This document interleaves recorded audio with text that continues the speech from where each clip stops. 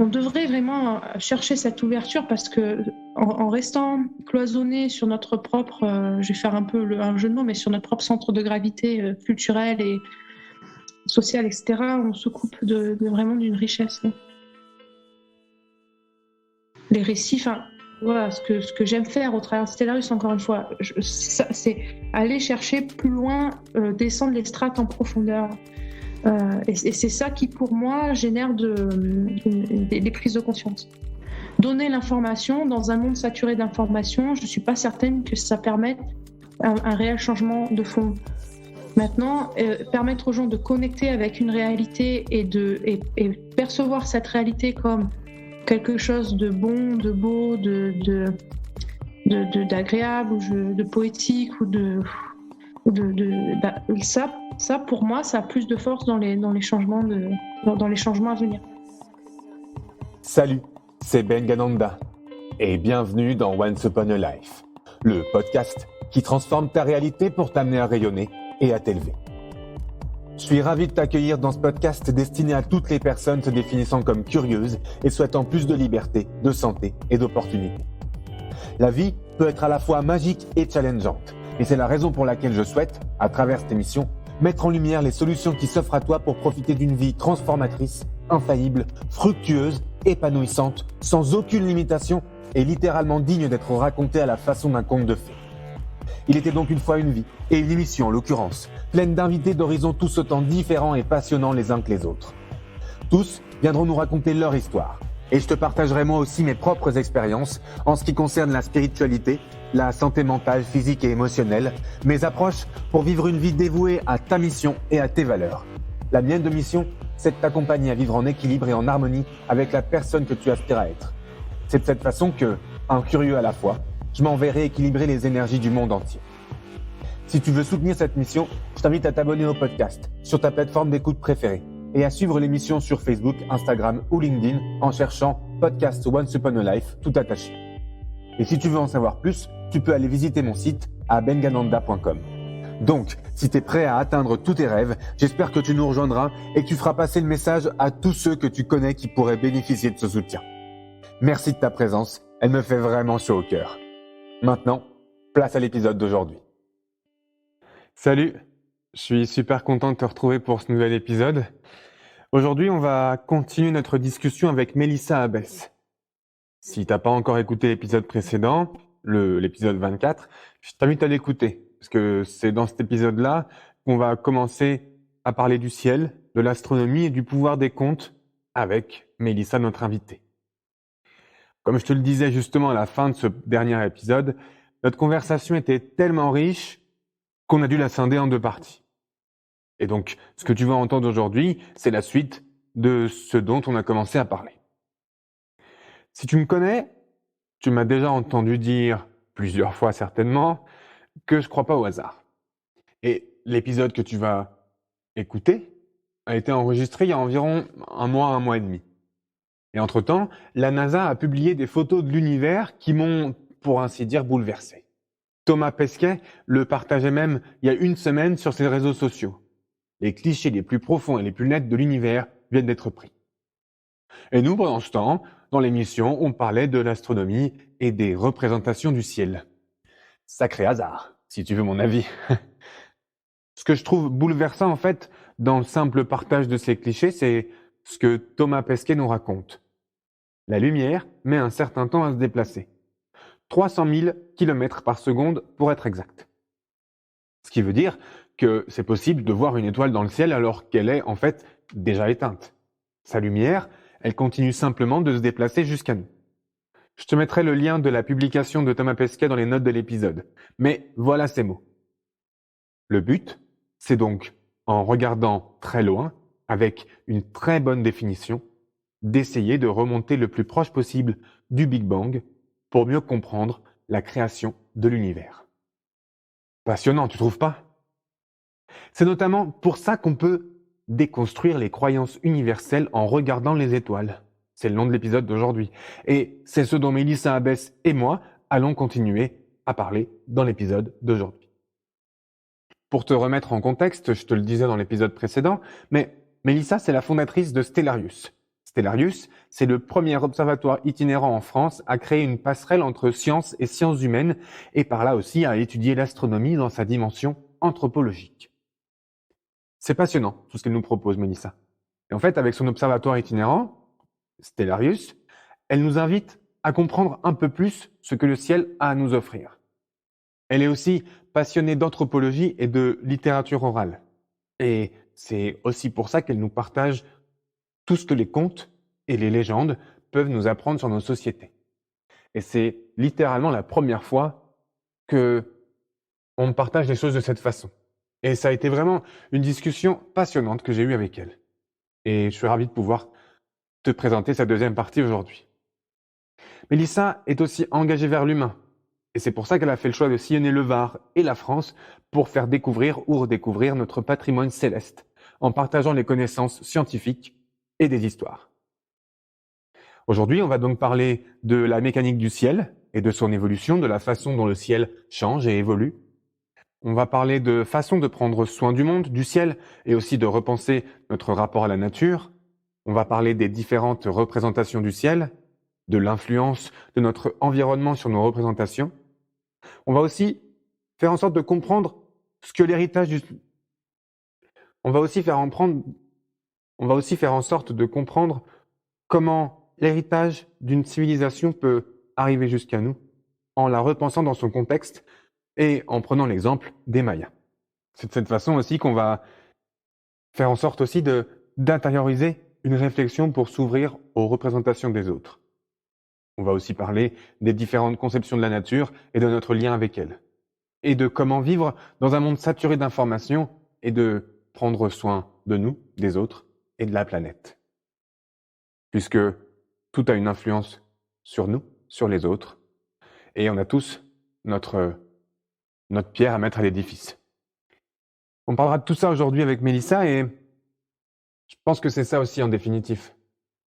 Puisque au-delà de partager des histoires, de partager des concepts, de partager aussi des connaissances, partager un message, en fait, c'est partager une vision du monde qui est la nôtre. Et en partageant ça, on se permet à tous de vivre en communion et d'avancer main dans la main, et donc d'évoluer, et d'aller vers un avenir encore plus prometteur. Sans plus attendre, on retrouve la deuxième partie de l'épisode avec Mélissa Abbès.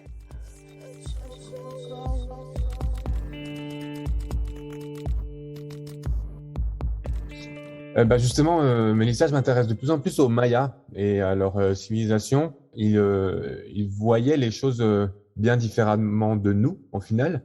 Ils étaient vachement reliés à la nature et eux, justement, ils voyaient les étoiles pas comme quelque chose pas comme une matière phisique, puisque au final, je suis pas sûr qu'ils s'en rendaient vraiment compte à l'époque. C'est ça. Mais ils étaient vraiment reliés à leur nature et à ce qui était autour d'eux. Justement, leur calendrier, il est relié aux étoiles aussi. Il commence au milieu de l'été, etc., etc. Mais donc là, pour les Mayas, ce qui est intéressant, c'est qu'en fait, le calendrier est en lien avec une représentation de l'univers. Donc, pour les Mayas, en fait, la Terre est carrée. C'est un espace carré. Il y a 13 ciels.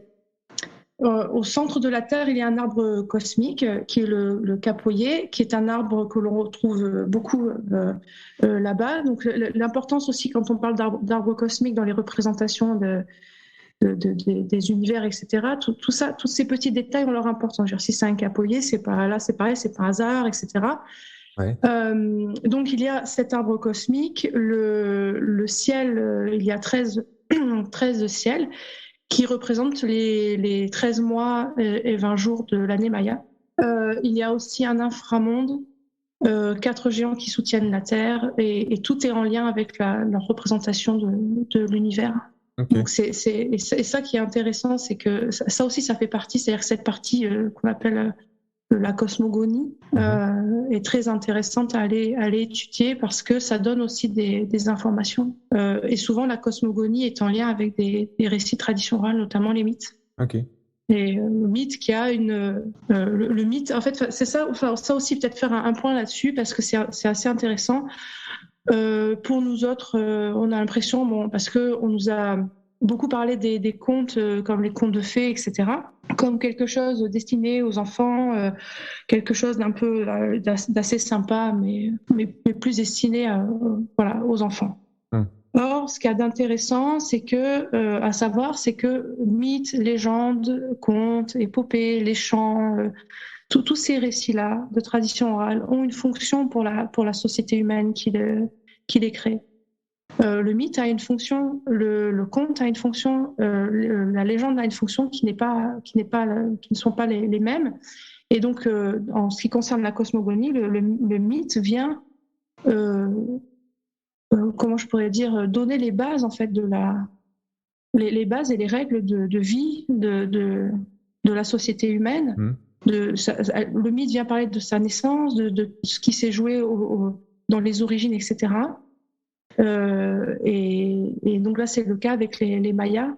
Et si on veut comprendre leur calendrier, il faut l'entendre et le comprendre dans ce contexte, dans cette vision-là, dans cette cosmogonie-là, avec cette terre qui est soutenue par 4 géants. Et puis il y a tout le récit qui va avec le serpent à plumes, cœur du ciel, les jumeaux qui vont débarrasser le monde des démons. Il y a tout ce récit-là qui s'entremêle. Ok. J'adore où nous mène cette conversation parce que tu parlais de hasard et du fait qu'il n'y ait pas de hasard dans tous les mythes, etc. Et effectivement, je suis d'accord que tout a sa place. Et si on a décidé d'utiliser l'ours pour la grande ours ou d'utiliser les 4 géants pour les Mayas, c'est des choses qui forcément ne sont pas là pour rien. Oui, c'est pas là pour rien. Ça diffère d'une culture à l'autre. Et ça répond à notre besoin de faire du sens et de mettre de l'ordre dans le désordre, dans le chaos. Et les mythes fondateurs, c'est ça. On va venir remettre de l'ordre dans le désordre. En expliquant la création, parce que souvent, on a la création du monde, de l'humain, de la société humaine, je veux dire, qui prend sa place dans cette création-là. Et on va jusqu'à l'eschatologie, le moment où le monde se termine, en fait. Ouais. Et c'est tout ce process-là qui est très très intéressant et qui est souvent en lien avec l'environnement direct. Voilà, si je vais dans les îles Cook, la cosmogonie, le monde est une noix de coco, et donc le monde est issu à la forme d'une noix de coco, etc. Enfin voilà, c'est. Qu'est-ce que tu veux dire par là? Eh bien qu'en fait, comme je le mentionnais pour le ciel des Touaregs, notre environnement, c'est-à-dire la nature qui nous entoure, ce que nous on appelle nature, les arbres, les plantes, les animaux, etc., vont composer les éléments en fait de ces récits, de ces représentations. Donc dans les îles Cook, on est en Polynésie, le monde a a la forme d'une noix de coco, et c'est logique. Le monde n'est pas issu d'un chêne ou d'un pin. Voilà. Ouais, d'accord.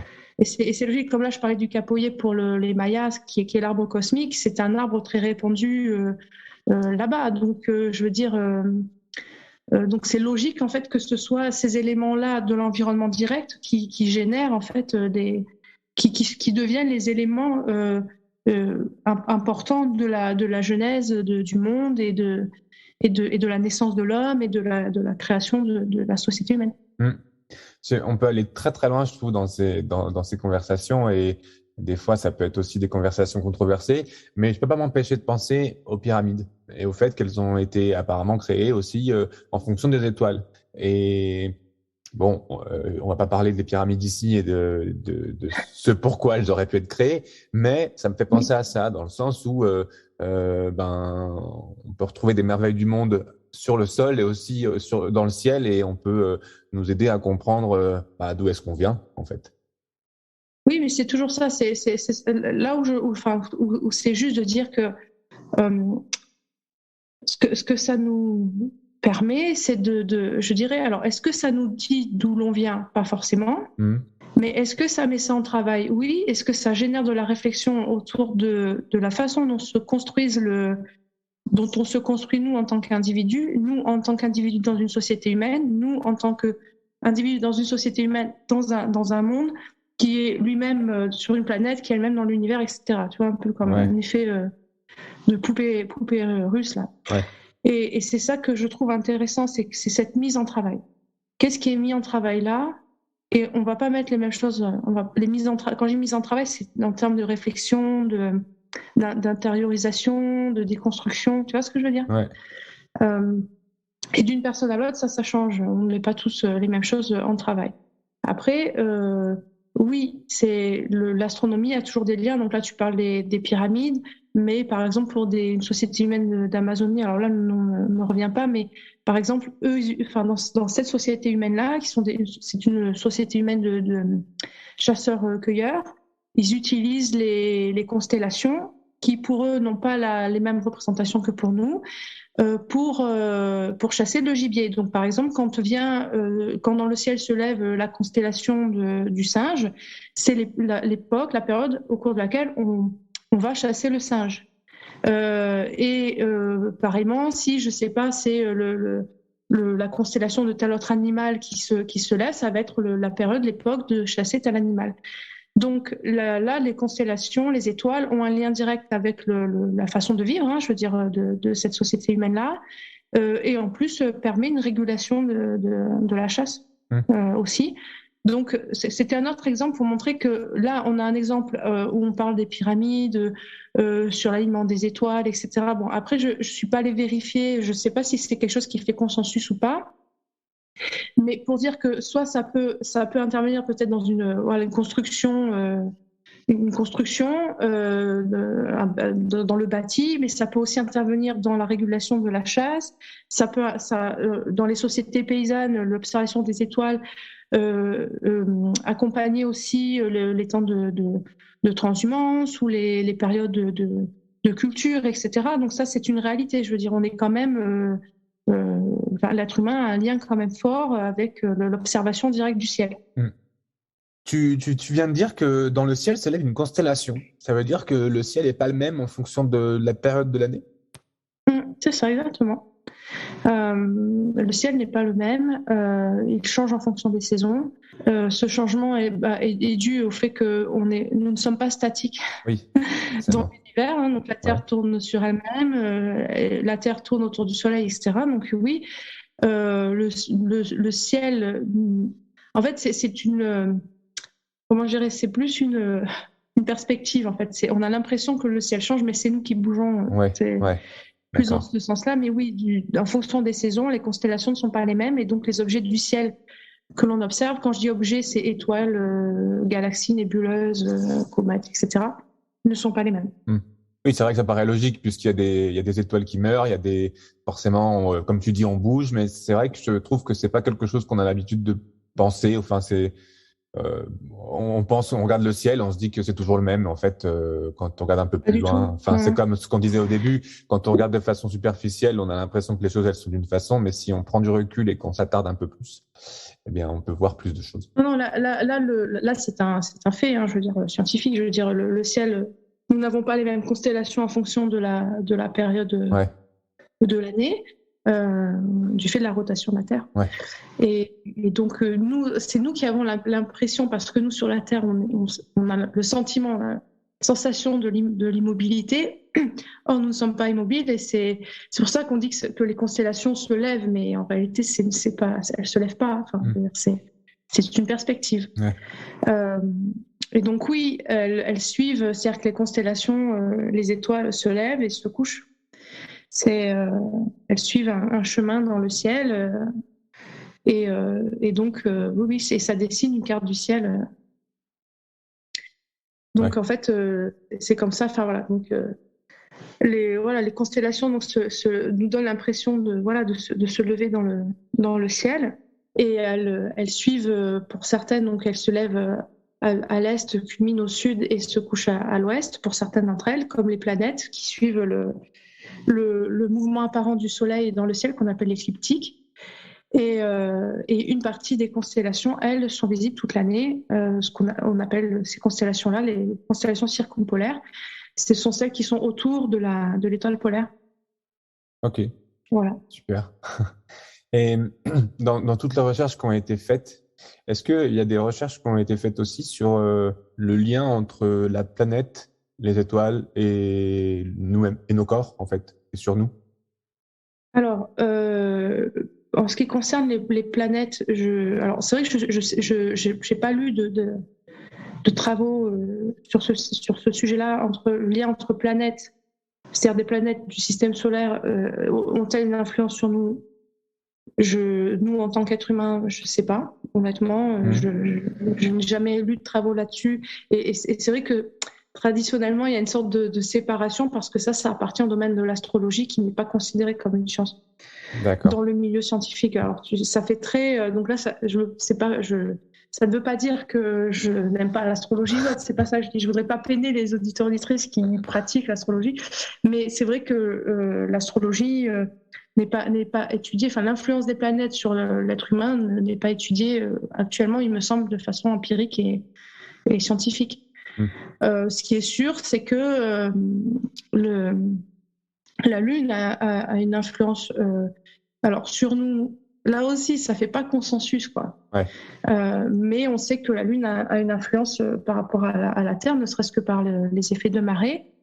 Ce qu'on sait moins et qui est intéressant, c'est que nous avons les effets de marée donc liés aux océans, mais on a aussi des effets de marée sur certaines rivières qu'on appelle le mascaré, et donc certaines rivières subissent aussi l'influence de la Lune. Ça crée une sorte de vague qui va se gonfler et puis redescendre dans la même période que les marées.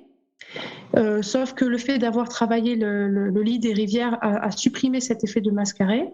La Lune a aussi un effet sur la croûte terrestre. Elle va soulever la croûte terrestre de 20-30 cm pendant les temps des marées.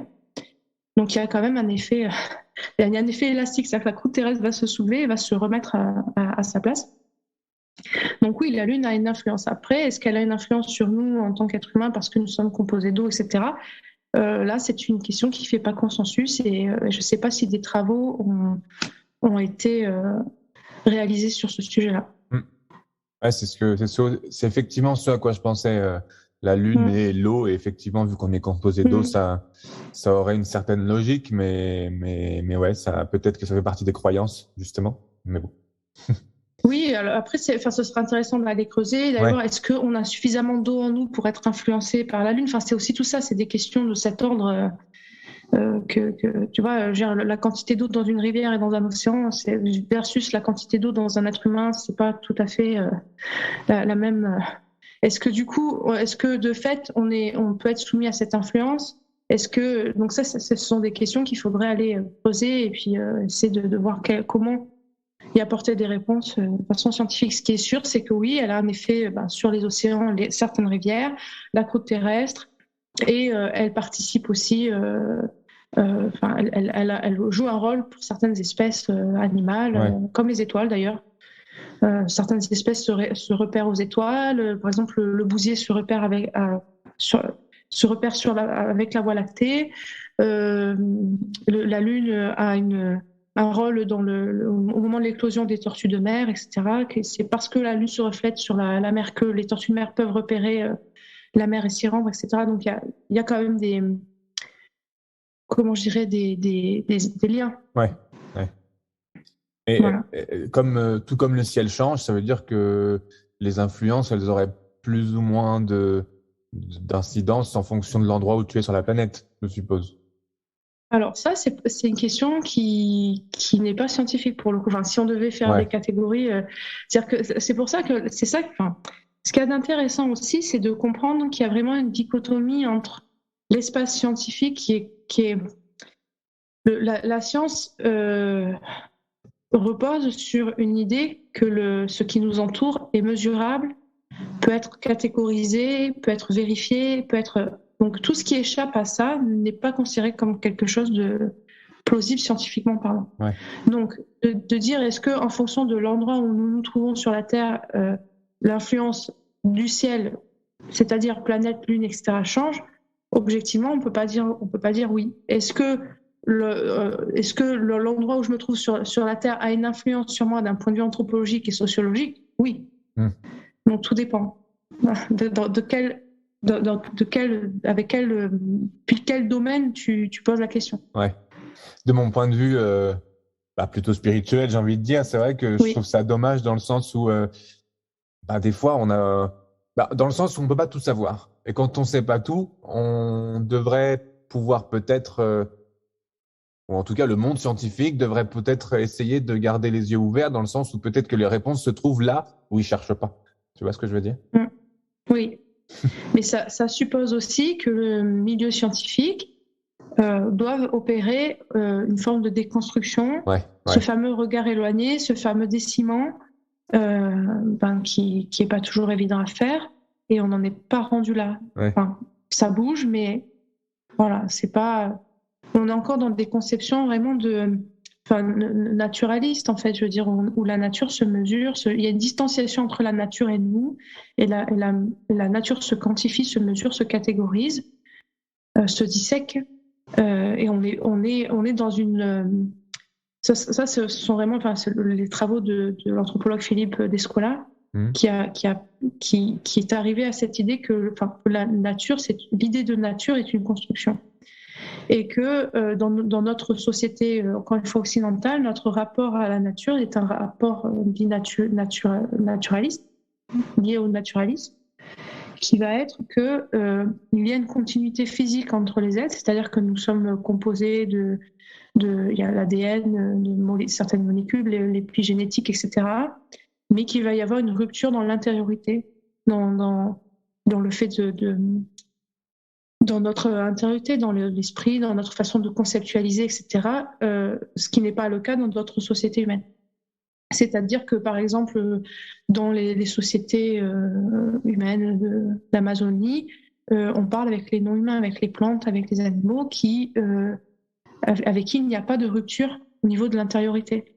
Il y a une rupture au niveau de l'aspect physique, c'est-à-dire que l'animal, mon chat, par exemple, est différent de moi physiquement, mais il n'est pas différent de moi dans son intériorité. Donc, je peux communiquer avec lui et être en relation avec cet être-là.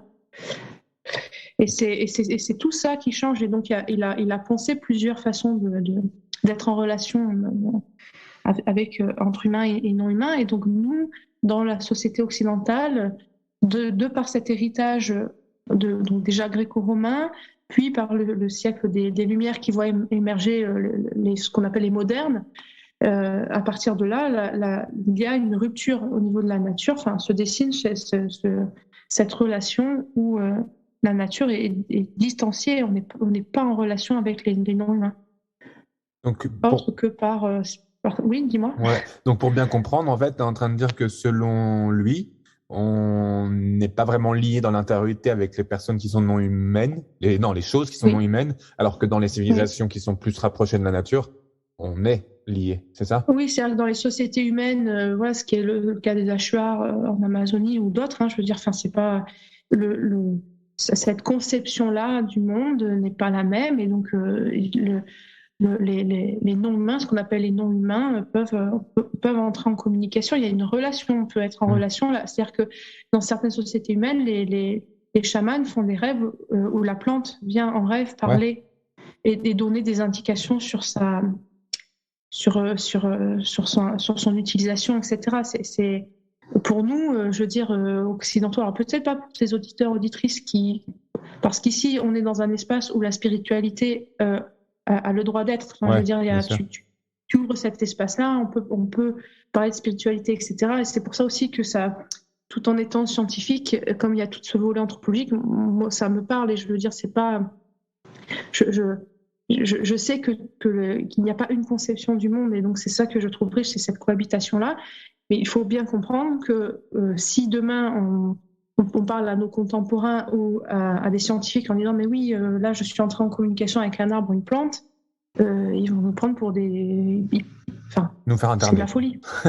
Ouais, mais oui, je veux dire, alors qu'ailleurs dans le monde, le fait de parler avec une plante, c'est normal, c'est la base presque, tu vois. Ouais, je vois. C'est ça qui est intéressant. Voilà, c'est tout ça que ça dessine. Je trouve que vraiment, on passe, on devrait vraiment chercher cette ouverture, parce que en restant cloisonné sur notre propre, je vais faire un peu un jeu de mots, mais sur notre propre centre de gravité culturel et social, etc., on se coupe vraiment d'une richesse. Ouais, tout à fait. Ce que tu viens de dire, le fait que notre rapport à la nature soit une construction, c'est quelque chose qui me revient et je trouve ça assez fort comme terme. Oui. Mais bon, c'est comme ça. Hein. Oui, mais c'est là où justement, tu vois, c'est aussi en ça, enfin, du coup, je prolonge un peu. Ouais, je t'en prie. C'est aussi en ça que Stellarius, enfin, quand j'ai créé Stellarius, c'est ça aussi une émission de Stellarius, c'est que ce soit en soirée ou voilà ou à travers l'écriture, enfin parce que j'écris aussi, mais c'est de venir faire bouger les lignes de ces conceptions-là. Je veux dire, il faut vraiment comprendre, c'est ce que j'évoquais tout à l'heure, que pour nous, voilà, je sais pas, la planète Mars, c'est la planète Mars, c'est partie du système solaire. On sait qu'il y a des tempêtes sur Mars, bon voilà, etc. On va imaginer Mars. On imagine Mars aussi comme la prochaine destination, etc. Mais il faut imaginer que pour d'autres sociétés humaines, le chaman parle avec la planète Mars. La planète Mars va avoir un rôle à jouer dans certains rituels, etc. Voilà. Tout à fait. Et ouais, c'est super fascinant, je trouve, ce dont on est en train de parler. Et est-ce que c'est aussi, je reviens sur ton observatoire itinérant, est-ce que tu as fait le choix qu'il soit itinérant justement pour toucher le plus de monde possible, certes, mais aussi parce que le ciel change et que c'est une façon aussi d'aller toucher le plus de monde possible, j'ai envie de dire. Mais en fait, l'idée de l'itinérance, comme je l'évoquais au début du podcast, l'itinérance rend agile. Ouais. Je veux dire, la personne qui itinère est attentive à ce qui l'entoure. C'est-à-dire que, comment je pourrais expliquer ça? Je fais une distinction entre l'itinérance, le trajet, enfin, voilà, quand on itinère, on prend vraiment une place dans le territoire et on est attentif au territoire que l'on traverse. Et en traversant ce territoire, la vie ne s'interrompt pas. C'est-à-dire que, par exemple, les peuples qui vivent l'itinérance ou le nomadisme, quand ils se déplacent dans le territoire, pas sûr, mais dans le territoire, la vie ne s'arrête pas. En cours de route, il y a des naissances, des morts. Enfin, le cycle de la vie se poursuit. Quand on est un observatoire fixe, on est un point de ce territoire-là, comme sur une cartographie du territoire. Et quand les gens viennent à l'observatoire, dans un observatoire fixe, les gens font un trajet. Enfin, donc, quand les gens se déplacent, ils se déplacent à l'observatoire fixe, et l'observatoire fixe, c'est comme une destination sur la cartographie du territoire. Et ce faisant, le fait que ce soit une destination et que les gens ne soient pas attentifs à l'environnement qui les entoure, fait que quand ils vont vivre l'expérience de l'astronomie dans ces espaces-là, ça va être vécu sur un mode plus de consommation et de loisirs. C'est-à-dire que tout est concentré dans un seul et même espace qui répond à tous les besoins. Besoin de divertissement, besoin de repos, de détente, etc. Et donc les gens, le territoire est absent de n'est pas un des éléments de l'expérience. Or, quand on pense l'itinérance, on pense à la fois l'expérience comme un triptyque, c'est-à-dire moi en tant que chercheuse qui va partager je vais partager mes connaissances, le public et le territoire fait partie de ce triptyque et de l'expérience. Et c'est pour ça que l'itinérance rend agile, parce que le fait de pouvoir se déplacer, d'aller rencontrer moi-même les personnes, on fait vivre des lieux qui n'auraient pas accueilli de telles manifestations en d'autres temps. On génère du lien au niveau des personnes, et surtout, ça permet d'adapter les propositions à un réel besoin du territoire et non pas un seul et unique besoin de divertissement. Et donc, ça génère du sens, ça génère de la reconnexion, ça génère des prises de conscience, ça génère des partenariats, et cet ensemble-là fait vivre le territoire en tant que tel. Je ne sais pas si je suis claire du coup en évoquant ça, parce que c'est vrai que c'est un peu un concept anthropologique. J'ai pensé l'idée d'itinérance dans une dimension anthropologique et sociologique en fait. Mais je ne sais pas si du coup je rends ça suffisamment clair. Je trouve que si. Moi, ça me fait penser au fait que ça nous rapproche beaucoup plus de la nature.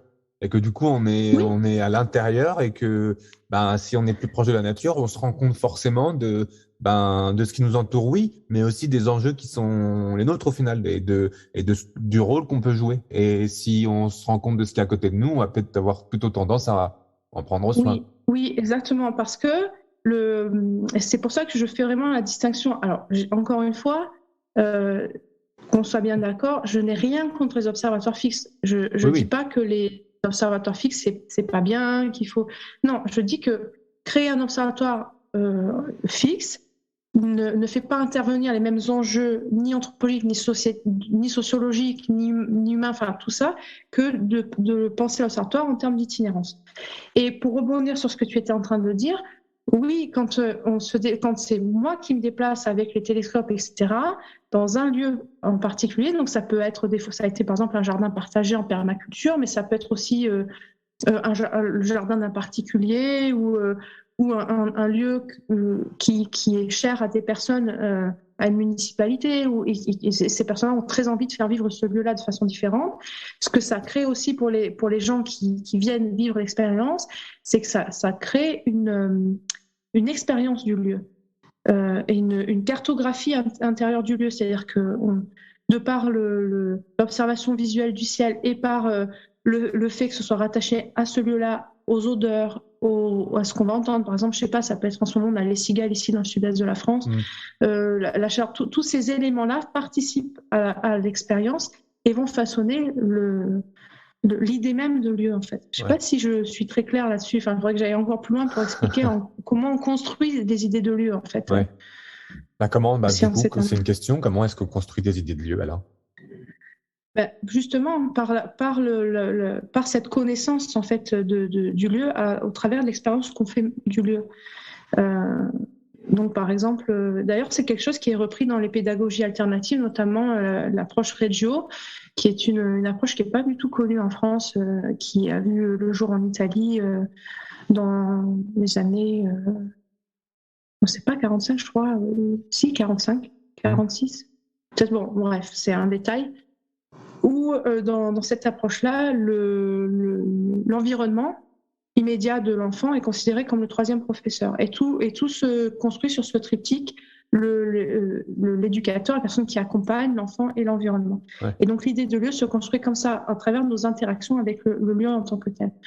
Si par exemple je vais faire une cabane dans la nature, ou si je dois aller chercher de la nourriture dans l'environnement qui m'est proche, je vais construire une connaissance de ce lieu dans ce qui le compose, c'est-à-dire les arbres, les plantes, les animaux, mais aussi au travers de ce que j'y vois, ça peut être le ciel, les reliefs, etc., et aussi les odeurs, les sons, etc. Tout ça participe à cette construction-là, à cette idée de lieu. Je ne sais pas si je suis claire du coup. Si. Mais je pense que tu l'as dit, mais ça me fait forcément penser au réchauffement climatique et au fait que se rapprocher des gens de la façon dont tu le fais, c'est aussi leur montrer qu'il y a une nature à préserver et que cette nature-là, si on la préserve pas, on n'aura plus accès à toutes ces choses-là. Il y a forcément un lien entre l'astronomie et tout ce qui se passe à ce niveau-là, le réchauffement climatique et tout ça, notamment la lumière qui nous empêche de voir les étoiles, mais il y a forcément d'autres choses à souligner. Mais alors là, ce qui est intéressant aussi, c'est que ce qu'on peut questionner, j'aime bien parce que depuis le début, j'arrête pas de dire qu'il faut questionner, mettre en travail. Ouais, c'est tout à fait ça, ouais. On doit préserver notre planète parce que là, on va vers une extinction de la vie. Je veux dire, on va pas se mentir, c'est pas juste l'extinction de la biodiversité. On va vers une extinction de la vie en tant que telle. Je veux dire, ça se situe là en fait. Et du coup, parler du réchauffement climatique, de la pollution lumineuse, etc. Oui, c'est important. Maintenant, ce qui doit être mis en question, selon moi, c'est la manière dont on le fait. Est-ce que, par exemple, je parle de l'exemple de la pollution lumineuse, qui est un sujet dont un certain nombre de clubs, d'observatoires s'est emparé parce qu'il y a une urgence aussi à préserver la clarté du ciel, et que ça il y a un enjeu au niveau de l'observation. Mais est-ce que aller mettre des affiches ou dire aux gens oui, il faudrait éteindre les réverbères etc. est suffisant? Non. Est-ce que c'est la meilleure façon? Pas forcément. Et c'est à nous d'inventer de nouvelles façons d'aller susciter quelque chose chez les gens. Et c'est en ça que raconter l'univers par les récits, enfin voilà, ce que j'aime faire au travers de Stellarius, encore une fois, c'est aller chercher plus loin, descendre les strates en profondeur. Et c'est ça qui, pour moi, génère des prises de conscience. Donner l'information dans un monde saturé d'informations, je ne suis pas certaine que ça permette un réel changement de fond. Maintenant, permettre aux gens de connecter avec une réalité et percevoir cette réalité comme quelque chose de bon, de beau, d'agréable, ou de poétique, ça, pour moi, ça a plus de force dans les changements dans les changements à venir. Comme le fait de perpétuer les contes et les traditions orales pour aider les gens à prendre une autre perspective. Oui, parce qu'encore une fois, c'est ce que je disais tout à l'heure, le conte est porteur de symboles et que dans nos sociétés saturées d'informations, on est tout le temps sous l'information.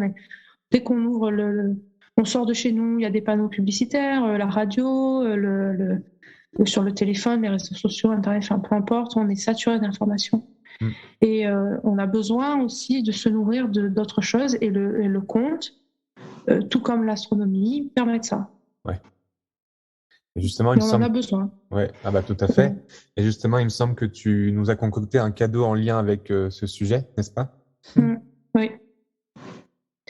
Oui, donc en fait, en cadeau, je partage un lien vers un conte que j'aime beaucoup.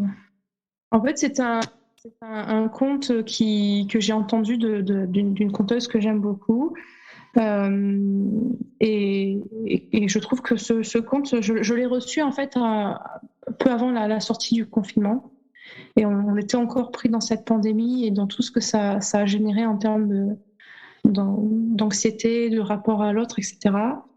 Et ce conte est arrivé à ce moment-là et j'ai trouvé ça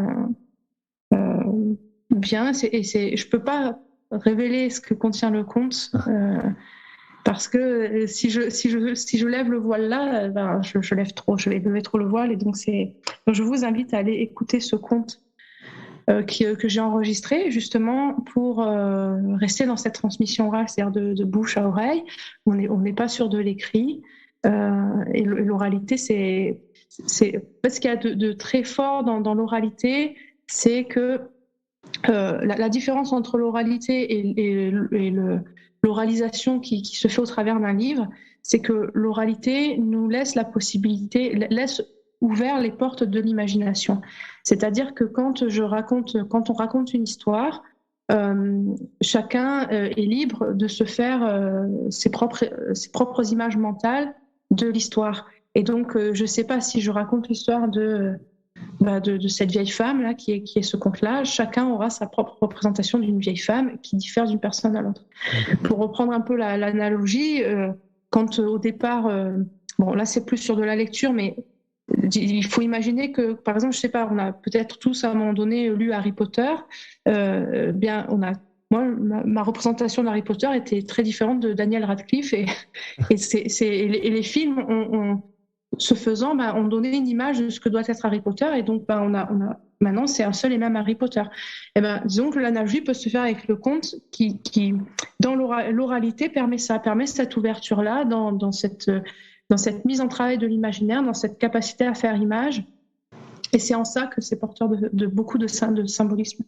Oui, tu as raison. Effectivement, le fait de dire aux auditeurs tout de suite ce à quoi, ce qu'est le conte, ça perdrait toute son importance. Et je l'ai écouté, effectivement, c'est un conte qui m'est resté dans la tête et dans le cœur aussi pendant plusieurs moments. Et du coup, tu as raison, j'ai envie de le raconter aussi, c'est pas la peine, mais c'est beaucoup plus impactant quand on l'écoute, et ouais, je pense que c'est un conte qui mérite d'être écouté même par des enfants et par des adultes, et qui permet de justement tout ce dont on parlait, de voir les choses d'une nouvelle façon et de prendre une nouvelle perspective.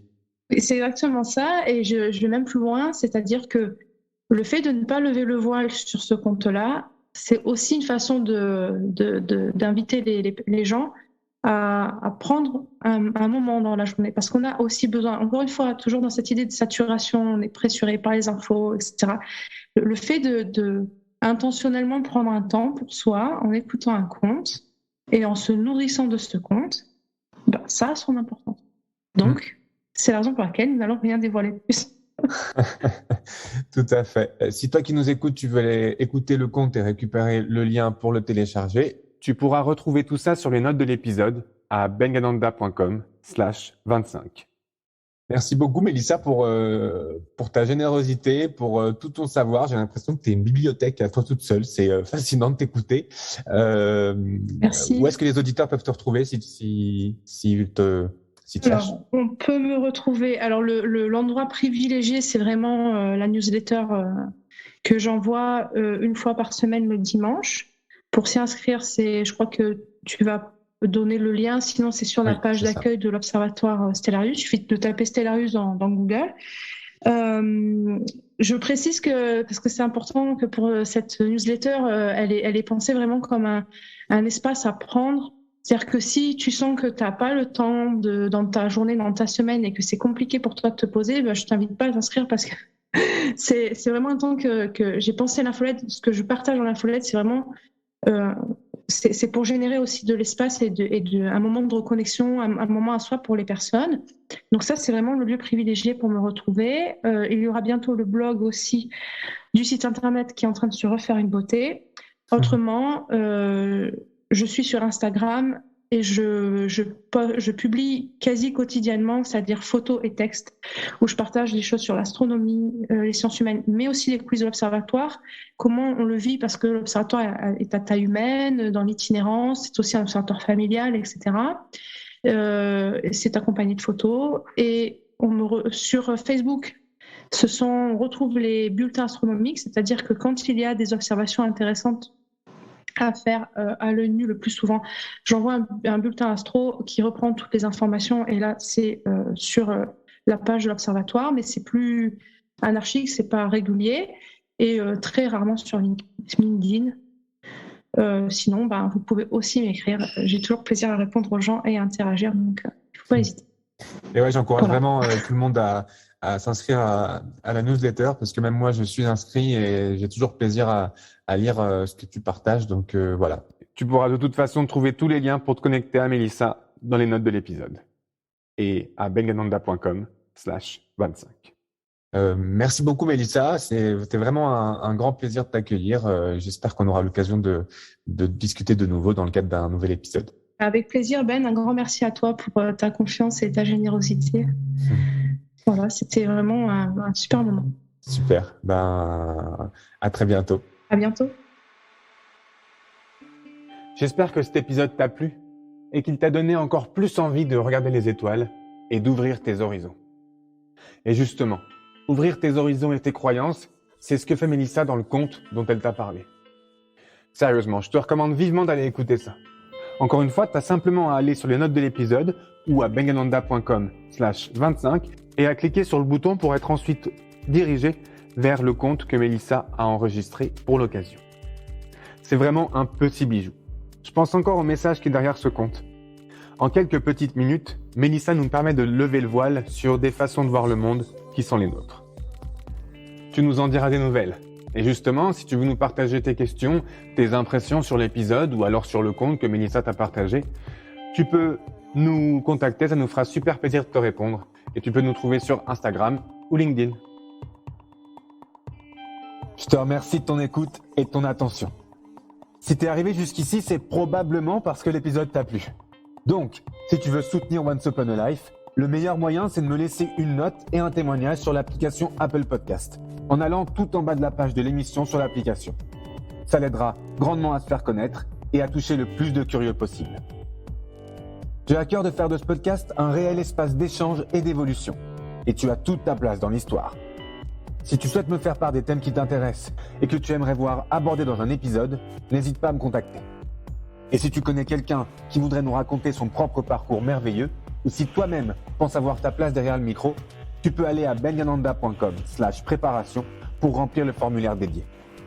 Et si tu es un artiste qui crée de la musique et que tu souhaiterais qu'une de tes chansons ait sa place dans un épisode, n'hésite pas à me contacter pour qu'on en discute.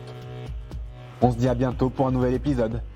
D'ici là, je te souhaite une très belle journée, une merveilleuse semaine et comme on dit, namasté.